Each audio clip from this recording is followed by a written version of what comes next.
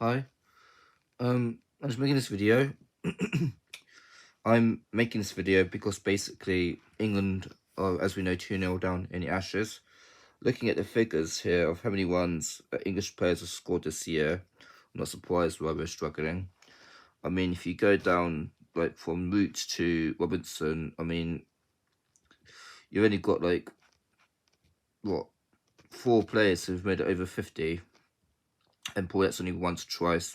Apart from Joe Root's been consistent, to be fair. Joe Root's top score is 1,630.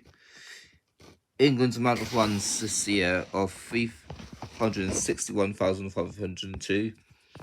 Might seem a lot for people who don't know cricket, but I'm not surprised why we struggle to the likes of India, Australia, or anyone in the top 4 if we scored that lack of amount of runs. I mean, I'll be talking about 900,000 runs in a year. At the max, over 600,000 for sure. And I would be expecting from players. I mean, if I just look at like from Ollie Robinson below, he's got 103 runs, and he's done nothing in Australia. But then Rory Burns has done nothing in Australia. Hamid's done nothing in Australia. Pope's done nothing in Australia. Rokes has got 44 not out in Australia. Stokes, well, fairness, he did have a lay off. This is his first 2 games back playing for England, playing cricket, full stop, for a while.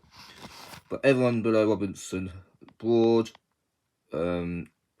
Anderson, Leach, has the Wood has done nothing with the bat really.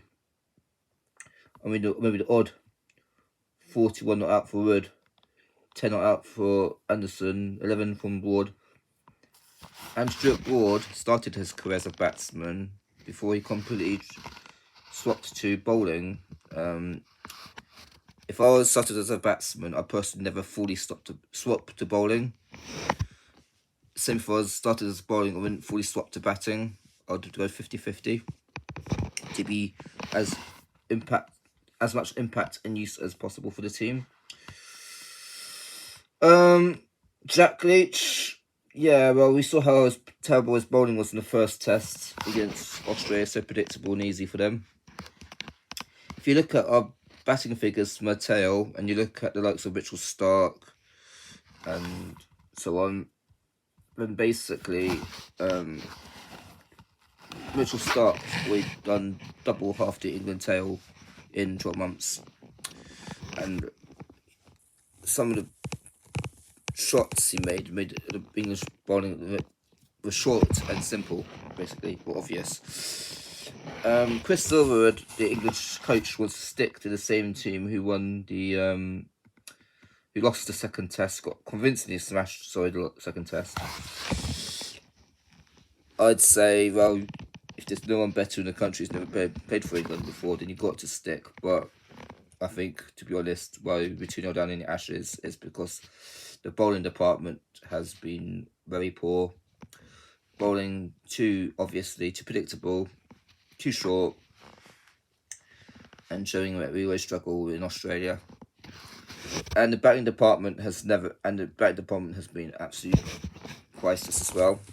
So that's why we've got the city with a figure of 361,502 runs, because, I mean, it'd be great in this Ashes series if we could get up to 500,000 runs.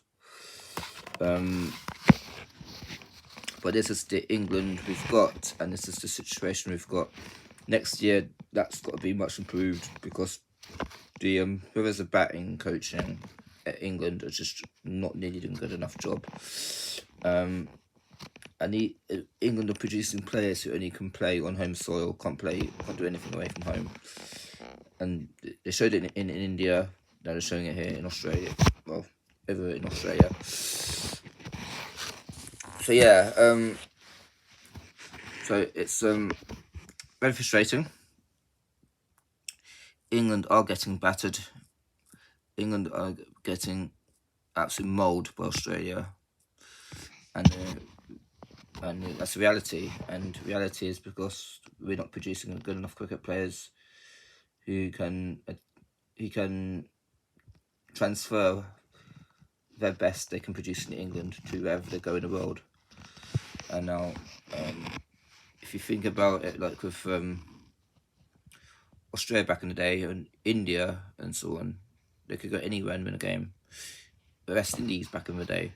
Think about football. Think about it when like Brazil were winning World Cups wherever they're in the world, or whoever can win a World Cup. Whoever can just get to a semi-final football World Cup, wherever it is in the world.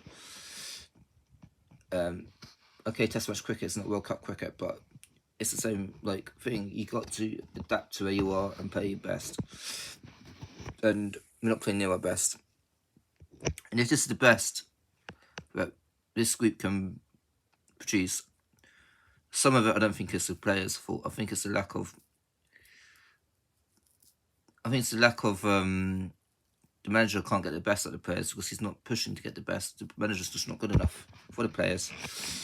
I mean, Chris Howard. I mean, he just like does he win lose 5 or something and lose his job at the end of the Ashes because anyone who's right needs to be who knows what they're doing would say to him, if we lose 5-0, you're gone.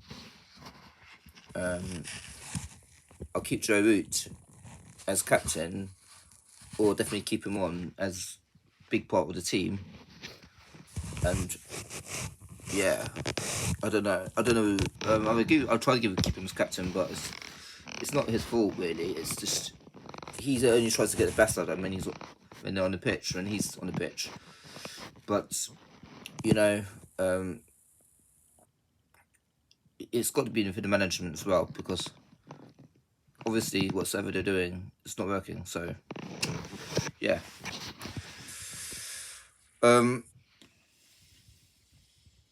That's the reality of a situation right now, and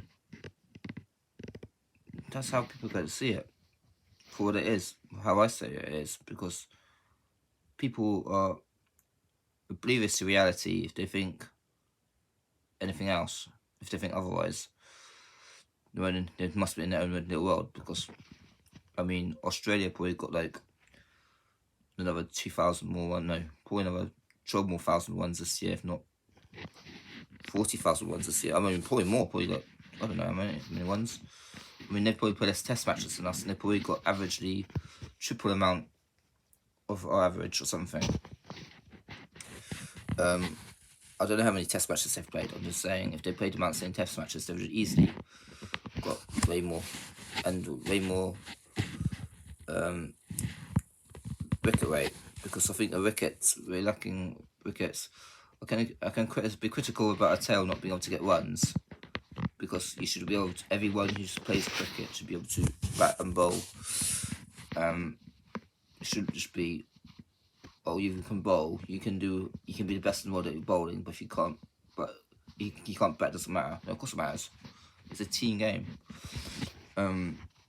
But England don't produce a tail that can actually lash. Like for instance, I would say if her tail got over the double amount of runs it got, but that would be more of an achievement, obviously, but that'd be obviously something to be more positive about. But for instance, like if England were like, I don't know, 127 for 5 or 127 for 6, and managed to get to like 340 all out, that's the kind of performance the tail's got to do, right? Let's say if England were 99 for 6, and they get to like 240. That's what England have got to do, right? That's the idea of being part of a team game. If, for instance, I don't know, like obviously with the top order evolved like they are doing all the time in Australia, then the tail got responsibility. Okay, Matt, now thanks, bye.